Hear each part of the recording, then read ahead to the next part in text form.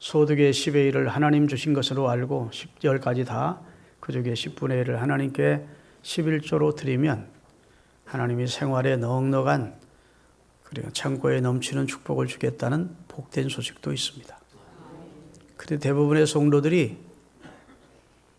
제일 복음은 믿으면서 같은 성경에 기록되어 있는 생활 속에 하나님이 구원받은 성도들이 11조 생활할 때 하나님이 주시겠다는 축복의 약속은 믿지 않습니다.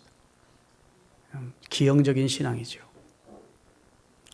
그래서 하나님을 믿는 게 아니라 실상은 재물을 믿고 이 세상을 사는 사람들이 교회 내에도 많이 있습니다. 교회를 나오다 말다 하는 신자들에게 왜 교회를 가기가 싫으냐 물었더니 7가지로 답했다는 겁니다. 앙케이트 조사 결과입니다. 그 첫째는 불신자와 달라는 다른 삶을 살아야 하는 것이 부담이 된다. 불신자와는 다르게 살아야 되지 않느냐, 교회를 다니면. 좀 더 의롭고 깨끗하고 담배 끊고 술 끊고 뭐 이런 것들이 이제 통상적으로 불신자와는 다른 삶을 산다는 것이 부담스럽다. 두 번째는 교회 봉사에 대한 부담감이 있다. 교회 열심히 나가다 보면 와서 봉사하라고 시간 내서 헌신하게 하고 그게 부담된다. 세 번째는 교회에서조차 계급 사회가 느껴진다. 사회에 있는 계급 사회만 있는 줄 알았더니 교회도 가니까 장로, 권사, 집사 거들먹거리는 것 눈꼴 써서 못 보겠다. 좋은 교회가 아니었던 것 같아요, 그 사람들은. 우리 교회는 그런 사람 없죠? 네 번째, 교회는 본받을 만한 모델이 별로 없는 것을 느꼈다. 다섯 번째는 꼴 보기 싫은 사람이기 때문에 교회 가기가 싫다. 여섯 번째는 주일날 잠을 더 자고 싶어서 교회 가는 것이 좀 그렇다. 일곱 번째는 헌금이 부담스러워서 교회 생활이 좀 부담스럽다. 이렇게 느낀대요.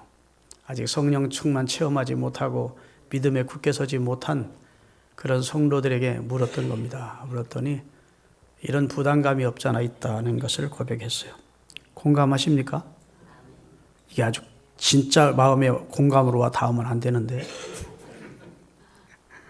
근데 많은 부분이 사실은 공감이 될 겁니다. 인간들이 모이는 집단이 교회이기 때문에 인간이 완벽할 수 없거든요. 또 공동체 내에는 각종 개성이나 살아온 성품이나 환경이 다른 사람들이 모이기 때문에 다 내 마음 같을 수는 없죠. 공감은 하시는데 이미 여러분은 극복한 상태가 되실 수 있기를 바랍니다. 그런 건 이미 다 극복했습니다. 하나님을 믿는 신앙으로 다 극복했지요. 그런 시험쯤이야 문제없이 다 넘어섰지요. 이런 분들이 여기 모이시기를 바라고, 만약 지금 극복해 가는 중에 있다면 절대로 넘어지지 마시고 그런 시험이나 이런 어려움들은 극복해내시기를 주의 이름으로 축원합니다. 이 땅에 세워진 어느 교회인들 이런 문제가 없는 교회가 이 세상에 있겠습니까? 어느 교회를 간들 이런 문제는 다 인간들이 모이는 교회이기 때문에 있을 수 있습니다. 그러나 참 믿음의 사람들은 이런 것들을 다 극복하고 넘어서서 하나님을 영화롭게 하는 자에 이르러야 될 줄로 믿습니다. 우리 믿음에 앞선 선배들은 뭐 이런 정도는 문제도 아니었죠. 순교를 했는데, 생명까지 걸고 신앙생활을 했는데 겨우 이런 부담감 때문에 신앙생활을 접는다면 말이 안 되는 것이죠. 여러분, 오늘 7가지 중에 이유 가운데 하나인 오늘은 이제 제가 부담스러운 헌금에 대해서, 특별히 11조에 대해서 말씀을 전하려고 합니다. 이 말씀이 여러분에게 부담이 아니라 또 시험거리가 아니라 은혜로운 말씀으로 받으시는 시간이 될 수 있기를 주의 이름으로 축복합니다. 그리고 여러분 삶 속에 놀라운 변화의 역사가 나타나기를 바라고 11조 생활을 통해서 주시는 하나님의 축복을 여러분 생애에 경험하실 수 있기를 바라겠습니다. 오늘 이 11조에 대한 설교를 통해서 11조 헌금이 이해가 되고 믿어지고 결단하고 실천하는 성도로 변화될 수 있기를 바랍니다. 그래서 하나님의 약속된 하늘문을 열고 내가 네게 복을 주지 않은지 복을 주는지 시험해보라 할 만큼 하나님이 자신 있어 하시는 말씀을 붙들고 축복받는 삶을 사십시오. 그리고 11조를 드리되 온전히 11조를 드리지 못한 분들이 있었다면 오늘 이 말씀을 들으시면서 온전한 11조 신앙으로 변화되는 은혜가 있기를 바라겠습니다. 여러분, 우리가 하나님 앞에 신앙생활 하면서 예수 그리스도의 구속과 하나님의 사랑으로 우리가 구원받았음을 감사하며 사는 게 그리스도인의 삶이죠. 여러분, 주님의 은혜에 감사하는 마음이 기본적으로 여러분 속에 있습니까? 구원받았다는 데에 대한 감격과 마음속에서 참 울려나오는 그런 시와 신령한 노래로 찬송하고 싶은 마음이 일어나야 되지요. 그래야 진정 신자죠. 그런데 하나님께 감사하는 표시가 있는데 그게 찬양입니다. 찬양을 통해서도 하나님께 감사할 수 있고 예배를 통해서도 감사할 수 있고 감사하는 내용의 기도를 통해서도 감사할 수 있고 헌금을 통해서도 감사할 수 있죠. 특별히 헌금 생활이야말로 그 사람이 신앙을 알아볼 수 있는 척도라고 할 수 있습니다. 헌금만이 주님께 헌신하는 표는 물론 아니지만 헌금은 하나님께 헌신과 하나님께 감사하는 마음을 나타내는데 매우 구체적인 방법이 헌금 생활입니다. 헌금은 신앙의 표현이에요. 믿음이 아니면 헌금 생활하지 못합니다. 사람이 이 세상에서 제일 좋아하는 게 있다면 재물일 겁니다. 물질, 돈이죠. 근데 그 돈을 하나님 앞에 재물을 드린다. 믿음 아니면 할 수 없죠. 할렐루야. 그러기에 예수님도 내 재물이 있는 곳에 내 마음도 있다고. 재물을 하나님 앞에 드릴 수 있으면 하나님께 마음이 있다는 증표라는 겁니다. 만약 하나님께 드릴 수 있는 마음이 없다면 하나님께 아직도 마음이 없는 사람이라고 단언할 수가 있다는 말씀이죠. 헌금은 또한 감사의 표현입니다. 성도는 하나님께서 나에게 베풀어 주신 은혜에 감사하는 마음이 있습니다. 이 감사하는 마음을 물질로 표현하는 것이 헌금입니다. 할렐루야.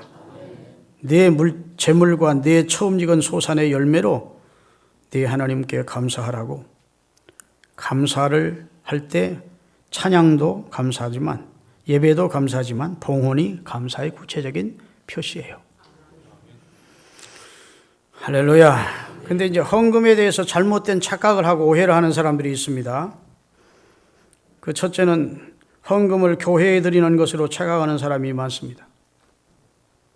이런 사람들은 교회가 자기 의사대로 자기 뜻대로 운영이 되면 헌금도 잘하지만 교회가 자기 뜻대로 무시하고 자기 뜻대로 운영이 안 되면 헌금을 중단해버립니다. 교회가 인정해주면 헌금 생활하고 교회가 자기를 인정해주지 않는 것 같으면 헌금 생활을 그만두는 거예요. 이것은 자기 기분을 내는 것이지 바른 헌금 생활은 아닙니다. 헌금은 목사에게 드리는 것이 아닙니다. 비록 받아들고 축복 기도를 하는 자는 목사이고 성직자이지만 성직자를 상대로 드리는 그것은 선물이지 헌금일 수는 없습니다.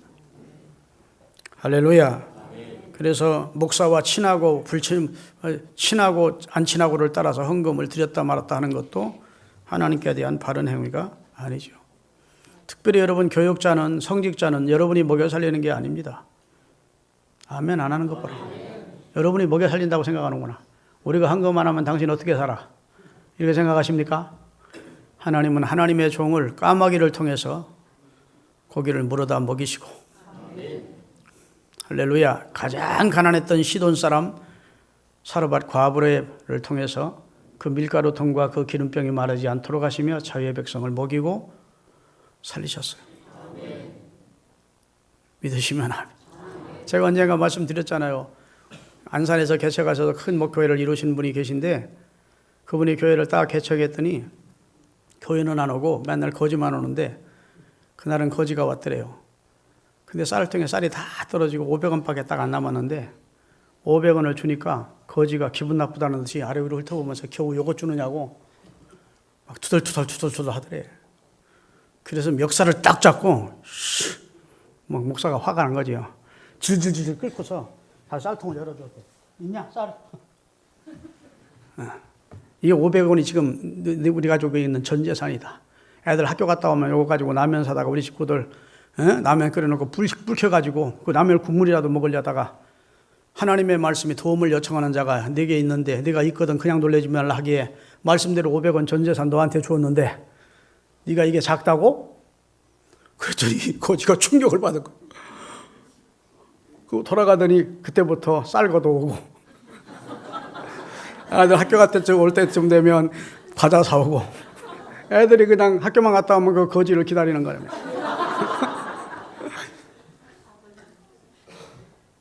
쌀에다 목사님 갖다 드리고 그냥 반짝거리 이제 배추 같은 거 사다 목사님 갖다 드리고 애들 과자 사주고 그러더래. 그래서 개척교회 방을 이렇게 쭉 들었는데 방 하나가 비어 있어. 거기 와서 한겨울을 나라고 그랬더니 저녁에만 이제 오면서 먹을 걸 갖다 줬어. 그 한겨울을 나면서 교인이 한 20명 늘었대요. 그러니까 온데 간다 소리도 없이 없어지더래. 그래서 그 목사님 하시는 말씀이 하나님이 오늘 21세기에도 까마귀를 준비해 주셨더라. 하나님 앞에 신실하면, 하나님 앞에 신실한 주의 종이면 나는 그런 건 걱정하지 않아도 된다고 봅니다. 하나님이 어떤 방법, 어떤 사람, 어떤 모양을 통해서 자기 주의 종을 살리시죠. 여러분이 주의 종을 먹여 살린다고 생각하면 안 돼. 봉헌의 진정한 의미가 뭐냐? 내가 물질을 하나님께 드리는 것은 하나님을 도와드리기 위해서가 아니에요. 하나님은 나의 원조 물자를 받으셔서 근근히 생활해 가시는 양농원 할아버지가 아니야. 아멘. 그분의 도움으로 우리가 사는 겁니다. 그분이 주신 은혜로 우리가 생존하는 것이죠. 내 도움으로 하나님이 삶을 지탱하시는 게 아니라고. 나의 봉헌은 하나님을 달래기 위한 것도 아닙니다. 미신 믿는 사람들 가운데 신을 달래기 위해서 진혼제니 위령제니를 제사를 드리면서 신을 달래서 신이 노해가지고 비를 안 내려주니까, 신이 노해가지고 우리 집에 이런 재난이 왔으니까 신을 달래보자는 식으로 돼지머리 갖다 놓고 예물 갖다 놓고 제사 드리는 사람 많이 있는데, 하나님은 우리 뇌물에 진노했던 감정을 누그러뜨리시는 분이 아니심을 믿으시기를 바랍니다. 하나님을 조금 헌금해서 적당히 하나님의 진노를 무마해서 말썽이나 없도록 해보자는 생각이라면 그건 하나님 앞에 드리는 뇌물이지 헌금이 아니고, 하나님은 뇌물에 매수되시는 분이 아닙니다. 나의 헌금은 나의 죄가를 위한 벌금도 아닙니다. 죄를 용서받기 위한 속죄금일 수도 없습니다. 천주교가 어디에서 실수했느냐? 바로 여기서 실수한 겁니다. 헌금 많이 하면 속죄표를 받아서 당신 죄는 용서받았다고. 속죄는 물질과 교환된 성질이 것이 아니에요. 따라합시다. 속죄는 물질과 교환될 수 없다. 만일 돈으로 속죄가 가능하다면 천국은 협작꾼들 별장이 되고 말았을 거예요. 봉헌은 하나님께 받은 것을 감사함으로 하나님께 일부 드리는 행위입니다. 그러기에 다윗은 그 많은 헌금을 하나님께 드리면서도 나와 내 집이 무엇이고 한데 이와 같은 복을 주셨나이까. 내가 이 세상에 올 때 적신으로 왔는데 하나님께 이렇게 드릴 것이 많도록 복을 주셨으니 감사하고, 따라서 주께 받은 것, 주께 받은 것, 주께 드렸을 뿐이니이다. 그게 드리고도 겸손한 다윗의 아름다운 모습입니다. 주께 받은 것, 주께 일부 드린 것입니다. 그러면서 감사했어요. 교회 나와서 헌금 몇 푼 드리고, 그리고 세상 복은 다 달라고 두 다리 뻗고 아우성치는 어린애 철없는 어린애처럼 그렇게 신앙생활하지 않기를 바랍니다. 주께 받은 것, 주께 드렸을 뿐입니다라는 겸손한 자세로 헌금해야 하나님이 감동하십니다. 할렐루야. 그럼 오늘 11조란 무엇이냐? 소득의 10의 1을 하나님께 드리는 것을 말하는데, 이 11조는 율법 이전에 있었던 행위입니다. 11조는 율법이 아니에요. 율법이 주어지기 전, 율법은 모세 시대 때 주어졌어요. 그런데 아브라함 시대 때 이미 11조를 아브라함이 멜기세덱, 지극히 높으신 하나님의 종에게 11조를 드렸대요. 아멘. 야곱 때 이르러서는 창세기 28장에 보니까 베델에서 하나님을 체험한 후 소득의 10의 1조를 하나님께 드리겠습니다. 이 돌은 여기다 하나님의 성전을 지을 것이고 하나님이 내게 주신 소득 중에 11조는 아버지께 드리겠나이다 라고 결단하는 내용도 나옵니다. 그때는 율법이 모세시대 전이니까 주어지기 전이라고요. 그러니까 지금 은혜 시대인데 왜 율법을 지켜, 왜 11조를 강조해, 이런 소리 하면 무식한 소리 하는 겁니다. 하나님의 백성은 소득 전체가 다 주의 것이고 그 재물 얻을 능력을 내게 주셨던 것이고, 할렐루야. 그 중에 11조는 하나님의 주권을 인정하고 하나님이 주인 되심을 인정하는 신앙 행위로 하나님께 드리는 신앙 고백적 행위가 11조예요. 그래서 성경에 보면 11조를 드렸다고 칭찬한 적이 한 번도 없어. 11조는 최하한선이야. 헌금의 최하한선. 믿으십니까? 네, 헌금의 최하한선이라고. 그건 11조는 의무고 하나님의 백성의 의무라고. 그거 의무했는데 칭찬하지 않습니다. 과부가 엽전 2렙돈을 하나님 앞에 자기 있는 전부를 드렸을 때 주님이 칭찬하셨고, 성경에 보면 다 그런 사람들을 칭찬했지 11조 했다고 당연한 의무로 했는데 하나님이 성경 어디를 봐도 11조 했다고 칭찬한 적은 없어. 그러나 약속은 합니다. 11조를 했으면 하나님께서 하늘문을 열고 내게 복을 주겠다. 창고에 넘치는 은혜를 주겠다. 이렇게 약속하신 줄로 믿습니다. 우리 교회 11조 교인들이 많은데 우리 교회 11조가 한 달에 한 4천만 원 가까이 헌금이 되는데 3,500에서 4천 정도. 11조 액수가 점점 늘어감을 너무 감사하게 생각해요. 예전에 10만 원 드린 분이 20만 원, 50만 원 들더니 50만 원 드린 분이 지금 100만 원으로 늘고 100만 원 드린 분이 150만 원 늘고 점점 늘어가고 있어요. 11조 했더니 하나님이 복을 주시는 것을 저들이 체험하게 하십니다. 11조 해보면 11조 하기 전보다 훨씬 삶이 더 많이 드릴 수 있는 환경으로 인도하세요. 그런데 분명한 것은 온전한 11조입니다. 그냥 11조 흉내만 내면 안 돼요. 조금 드리면서 11조라고 하는 거. 그건 11조가 아니야. 하나님을 상대로 하나님을 농락하는 것도 아니고 스스로 망령된 행동을 하는 것이지, 온전한 11조를 하나님께 제대로 드리면 하나님이 복을 주시는 것을 경험하시게 되시기를 예수 그리스도의 이름으로 축원합니다. 할렐루야. 그래서 11조 설교를 제가 오늘 하려고 하니까 마음에 두 마음이 막 싸우는 거예요. 이걸 해야 되나 말해야 되나. 아직도 우리 교회에 초신자들도 있고 믿음이 연약한 사람들이 있는데 이 11조 설교를 듣고 실족해서 아유 그나마 교회 나가지 말아야겠다 이렇게 부담돼서 그리고 포기하는 사람이 있으면 한 사람이 있으면 어떡하나 이런 생각이 들어요. 그런데 한 마음이 이런 마음이에요. 어떤 목사님이 글을 썼는데 따라합시다. 목사가 11조를 가르치지 않는 목사는 진짜 목사가 아니다. 11조를 가르쳐서 주의 백성이 축복받는 길을 하나님이 말씀해 주셨는데 하나님의 백성들이 축복받는 길을 사람 시험들까 두려워서 가르치지 않으면 진짜 목사가 아니다. 그 말씀이 딱 떠오르는 거예요. 아멘. 성도들이 잘 되기를 간절히 그렇게 원하면서 잘 되는 길이 성경에 있는데 그걸 사람이 싫어할까봐 혹은 실족할까봐 가르치지 않으면 나는 사람의 종이냐 하나님의 종이냐 할 때 사람의 종일 가능성 결단을 했습니다. 그러니까 오늘 이 말씀을 목사가 고심 끝에 여러분에게 축복된 내용이라 전하는 거니까 아멘으로 받고 11조 성도들이 점점 늘어가서 여러분의 삶 속에 하나님의 은총과 복이 넘치시기를 바랍니다. 여러분이 11조 해야 우리 교회가 근근히 지탱해 갈 수 있는 상황 아니에요. 지금 우리 교회 재정적인 여유는 어느 정도 있습니다. 하나님이 복 주셔서 할렐루야. 그래서 군대 가는 청년들에게 경력금 20만 원 주고 휴가 오면 10만 원씩 주는 교회는 대한민국에 우리 교회밖에 없을 거야. 교인들 문병하면 10만 원 정도 주는 게 아니라 20만 원 이상씩 주는 교회는 우리 교회밖에 없어. 아멘. 조인이 초상당했다. 재직 정도이면 30만 원, 장로회 과정일 때는 50만 원씩 하는 교회는 우리밖에 없어. 뭐 이런 거 자랑하려고 하는 게 아니라 재정이 부족해서 여러분에게 11조를 강조하는 게 아니고 축복 생활을 여러분이 하게 하기 위해서 소득이 적든 많든 그 가운데 10의 1조를 하나님께 드려보시라고. 하나님은 오늘 본문에 시험해보래. 나를 테스트 해보래. 내가 너를 복 주는지 아니 주는지를. 이 말씀 믿고 그대로 살아가실 수 있게 되기를 주의 이름으로 축원합니다. 예수님은 재물에 대한 내용의 설교를 하셨을까? 성경 마태, 마가, 누가, 요한복음에 예수님이 비유를 37가지 비유를 했는데 그 가운데 무려 17가지가 17번이 재물에 대한 비유를 들은 거예요. 성도가 신앙생활 제대로 하려면 재물과 하나님에 대한 분명한 입장이 취해져야 된다는 겁니다. 자, 마태복음 6장 24절 띄우겠습니다.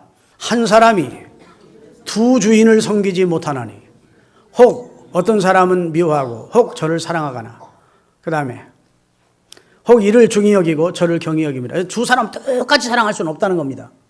누가 더 사랑이 가든지 선호가 있다는 것이죠. 그렇죠? 한 사람이 두 주인을 똑같이 섬길 수는 없다. 똑같이 살아갈 수는 없다는 겁니다.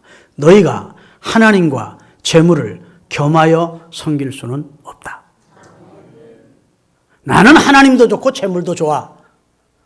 그럴 수 있습니다. 그래도 나는 재물이 더 좋아. 이런 쪽이 되면 하나님을 섬길 수 없다는 겁니다. 그 사람은 하나님을 섬기는 게 아니라 재물을 섬기기 때문에 하나님 앞에 올바른 봉헌 생활을 할 수도 없고 감사 생활을 할 수도 없다는 겁니다.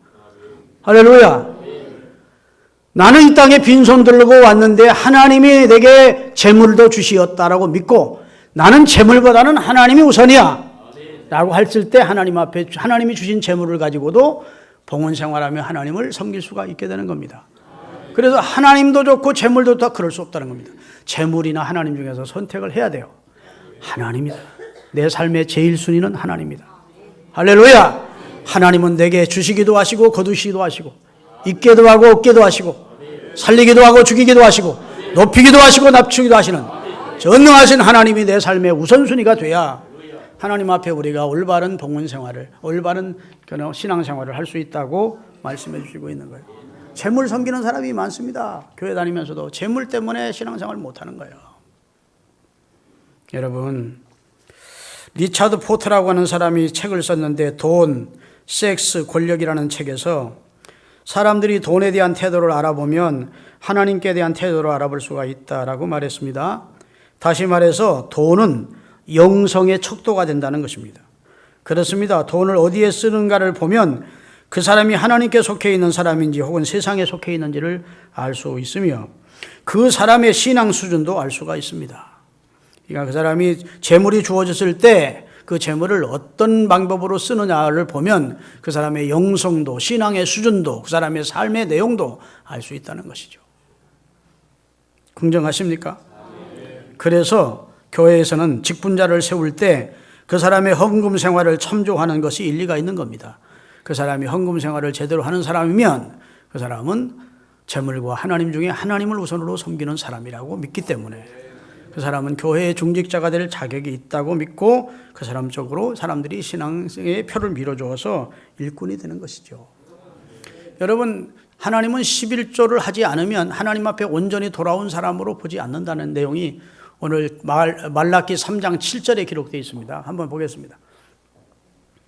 하나님이 이스라엘 백성들에게 하신 말씀이에요. 이스라엘 백성은 선민입니다. 하나님을 예배하고 안식일 날 성전에 모여서 하나님을 예배하는 백성이에요. 그런데 하나님이 뭐라고 말씀하시는지 3장 7절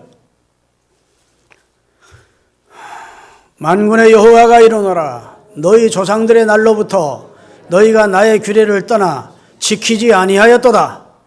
그런즉 내게로 돌아오라. 그리하면 나도 너희에게로 돌아가리라 하였더니 너희가 이르기를 우리가 어떻게 하여야 하나님께 돌아가는 것입니까? 하는도다. 이렇게 돼 있어요. 잘 보세요. 하나님이 지금 아주 냉철한 입장에서 이스라엘 백성들을 평가합니다. 너희 조상 날로부터 오늘날까지 너희들은 말로는 내게로 돌아왔는데 실제로는 내게 돌아오지 않았어. 내게로 돌아와라. 그러면 내가 너희에게로 달려가겠다. 아멘. 너희가 내게로 돌아오면 예수님 하나님이 그냥 앉아서 우리를 기다리는 게 아니라 마주대하여 너희들을 향하여 달려가겠다는 겁니다.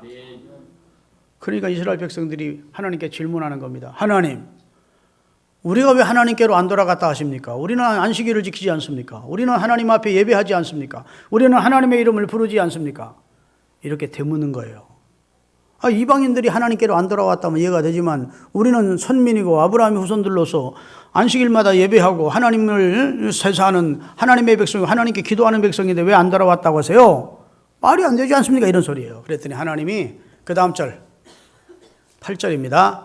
사람이 어찌 하나님의 것을 도둑질하겠느냐? 그러나 너는 나의 것을 도둑질하고도 말하기를 우리가 어떻게 주의 것을 도둑질하였나이까 하는도다. 이는 그 11조와 봉헌물이라. 예배드린다고 내게로 돌아온 자가 아니라 하나님 앞에 바른 봉헌 생활을 해야 내게 돌아온 자로 하나님이 보겠다는 겁니다. 정말로 너는 나를 경외하는구나. 나를 향하여 사는구나. 방향이 내 쪽이구나. 이렇게 하나님이 보겠다는 거예요. 하나님의 말씀이니까 여러분이 아멘 하셔야 됩니다. 속이 뒤틀리고 막 속상하는 말이 마음에 들어도 하나님의 말씀 앞에는 노면이 있을 수 없어요. 하나님은 몸만 와 있다고 돌아온 자로 보지 않고 입술만 하나님을 찾는다고 돌아온 자로 보지 않고 온전한 11조와 봉헌물이 있을 때 진짜 그 사람이 내게로 돌아온 사람으로 하나님을 보겠다는 10절입니다. 그러면서 돌아온 자에게 주실 축복을 약속하는 겁니다. 만군의 여호와가 이르노라 너희의 온전한 11조를 창고에 들여 하나님의 교회 하나님의 성전에 양식이 있게 하고 그것으로 나를 시험하여 내가 하늘 문을 열고 너희에게 복을 쌓을 것이 없도록 붙지 아니하나 보라. 그리고 나서 11절 12절은 11절 하는 자에게 하나님이 어떤 은혜를 주시느냐. 11절 만군의 여호와가 이르노라 내가 너희를 위하여 메뚜기를 금하며 너희 토잔의 소산을 먹지요. 다시 너희가 하는 기업에 손실이 없게끔 메뚜기가 황충이 와서 먹지 않게 해야 돼요. 그 다음에 너희 밭에 포도 열매가 기한 전에 떨어지지 않게 하며 포도나무 열매가 걸었는데 기한 전에 떨어져 버리면 소출이 없잖아요. 그러니까 너희가 계획한 일이 기한 전에 실패되지 않도록 해주겠다는 거예요. 너희 땅이 아름다워짐으로 모든 불신자들이 너희를 복 있는 사람이다. 하나님께 복 받은 사람이라 인정할 것이라고 말씀해 주신 거예요. 할렐루야. 자, 오늘 본문 좀 설명하고 정리하겠습니다. 아브라함이라는 자가 있었습니다. 하나님이 선택하셨지요. 근데 아브라함이 하나님께서 복을 주겠다는 약속의 말씀을 믿고 순종했더니 하나님이 아브라함의 기업을 창대케 해서 거부가 됐습니다. 그리고 그 집에서 길리온, 가병, 자기 가정과 양떼를 지키기 위한 군대의 군인 수가 318명이었어요. 옛날에는 우리 조선시대 전에 고려시대에도 가병들이 있었습니다. 명문가 가병들은 다 가병들이 있었다고요. 그런데 아브라함도 318명의 가병을 훈련시키고 있었습니다. 그런데 아브라함의 조카 롯이 소돔성에 가서 살았는데 그 소돔성이 구둘라 오멜이라고 하는 네 나라의 연합군에 의해서 침략을 당하여 모든 재산은 강탈됐고 소돔성에 있는 모든 금은 보화나 귀한 것들은 다 약탈됐고 그 다음에 롯과 롯의 롯의 가족도 다 포로로 끌려갔습니다. 옛날에는 사람을 보복할 사람은 죽이지만 처자식은 죽이지 않았습니다. 왜? 노예로 쓰기에 옛날에는 노예로 팔았거든요. 그러니까 포로로 잡아가지고 그들 고들라 오멜의 나라로 돌아가는데 그 소식을 누가 들었느냐? 양떼를 치고 있던 아브라함이 들었습니다. 주인님의 조카 롯과 롯의 가족이 지금 포로로 잡혀갔고 소돔성은 다 약탈당해서 소돔성의 금은 보화는 다 약탈당해서 갖고 있습니다. 그래. 그래서 자기 집에 길려온 318명의 가병들에게 칼을 차게 하고 활을 갖게 하고 밤에 이제 그 엄청난 금은 보화를 가지고 고국으로 돌아가고 있는 그들이 밤에 잠을 자고 있을 때 야습을 해서 구둘라 오멜의 군대를 다 멸절시키고 도망가고 사람을 죽이고 그 다음에 약탈당했던 모든 약탈물은 찾아오고 그 다음에 포로로 잡혀간 그런 포로 고모라 성의 포로도 다 무사히 보호 안전하게 구출해냈습니다. 아멘. 얼마나 대역사를 이루었습니까? 그래서 감사하는 마음으로 자기 조카와 그 다음에 포로들과 그 다음에 약탈되었던 금은 보화를 가지고 다시 소돔성으로 돌아오는데 실패한 패전한 소돔 왕이 자기는 살아남아서 아브라함이 지금 약탈됐던 자기 나라의 금은 보화를 가지고 오고 포로를 다시 돌려오니까 너무 반갑잖아요. 그런데 그렇게 나오기 전에 하나님께서 멜기세덱이라는 살렘 왕을 보내서 아브라함을 하나님의 이름으로 축복하게 했습니다. 그랬더니 아브라함이 그 쏟은 것에서 10분의 1을 멜기세덱 제사장에게 드렸다는 겁니다. 그랬더니 소돔 왕이 나와서 자기도 체면이 있잖아요. 그러니까 사람은 내게 돌리고 물품은 네가 다시, 옛날엔 전쟁에서 약탈하면 다 그 사람 겁니다. 노력하면. 그러니까 네가 다시 찾아왔으니 모든 물품은 네가 가지고 사람은 내게 돌려라. 왜냐하면 소돔 내 백성들이니까 사람은 나한테 주고 지금 약탈한 그 엄청난 물품은 다 네가 가져라. 그래요. 자, 창세기 14장 오늘 본문 다음 절 21절부터 23절까지 읽겠습니다. 소돔 왕이 아브라함에게 이르되 사람은 내게 보내고 물품은 네가 취하라. 네가 물품을 가질 자격이 있다. 그러니까 여러분, 소돔 성에서, 소돔이란 나라에서 약탈해 간 금은 보화가 얼마나 많겠습니까? 지금으로 말하면 수천억 됐을 만한 재물일 거예요. 옛날에는 은행이 있었겠습니까? 다 집에 노력했던 거 다 찾아내가지고 약탈해가지고 하는 것을 다시 되찾아왔으니까 아마 지금 시가로 따지면 몇백억 이상 되는 그런 금은 보화입니다. 그거 다 너 가지고, 너 생명의 위협을 무릅쓰고 가병들과 가서 그거 전쟁에서 네가 다시 차지한 거니까 너 가지고, 백성은 내 백성이니까 내 백성은 나한테 돌려라. 그랬더니 아브라함이 뭐라고 하는지 들어보세요. 아브라함이 소돔 왕에게 이르되 천지의 주제시오 지극히 높으신 하나님 여호와께 내가 손을 들어 맹세하노니, 그 다음에 내 말이 내가 아브라함으로 치부케 하였다 할까 하여 내게 속한 것은 물은 한 실이나 신들매라도 내가 취하지 아니하리라. 이야, 나 아브라함이 보통 사람 아니다. 그 엄청난 수백억 되는 금은 보화를 가질 수 있는 당연한 권리가 있는데, 또 왕은 당신 것이니까 당신이 가지라는데, 아브라함이 뭐라는 줄 아시면, 당신이 앞으로 아브라함이 부자 된 것은 내 덕분이야. 우리 재물 다 가져가서 부자 됐어. 아브라함이 부자 된 것은 소돔과의 전쟁에서 그래가지고 거기 승리해가지고 부자 된 거야. 그런 치사한 말 듣고 싶지 않다. 나는 하나님 여호와께 복을 받은 자야. 하나님 여호와께서 내 삶을 보호하시고 인도하시고 복 주실 거야. 난 그걸 믿는 사람이야. 나는 당신 것 시로레기 하나, 신들매 하나도 갖지 않을 거야. 하나님이 나를 보호하시고 나를 축복하시고 나와 함께 하셔. 당신 때문에 내가 부자 됐다 소리 듣기 싫어. 거절해버려. 멋있죠? 11조를 하나님 앞에 드리고 하나님 앞에 신앙을, 정절을 지키며 하나님을 절대 신뢰한 아브라함과 그의 후손들이를 통해서 하나님이 하나님의 나라를 이루어 가도록 역사하신 줄로 믿으시기를 주의 이름으로 축원합니다. 예수님도 여러분 죄송합니다. 레위기 27장 30절, 그때 이제 모세 시대 때 와서야 11조라는 명령이 나옵니다. 같이 한번 읽어보겠습니다. 레위기 27장 30절. 그리고 그 땅의 10분의 1, 곧 그 땅의 곡식이나 나무의 열매는 그 10분의 1을 여호와의 것이니 여호와의 성물이라 여호와께 드리라고 말씀해 주셨습니다. 예수님의 명령이 11조이기도 합니다. 마태복음 23장 23절에 보면 바리새인들을 예수님이 책망하는 그런 말씀하시면서 따라합시다. 같이 읽겠습니다. 화이슬 전저 외식하는 서기관들과 바리새인들이여, 너희가 박하와 회양과 근처의 11조는 들이되 그 다음에 더 율법에 더 중한 바 정의와 긍휼과 믿음은 버렸도다. 그러나 이것도 행하고 저것도 버리지 말아야 될지니라.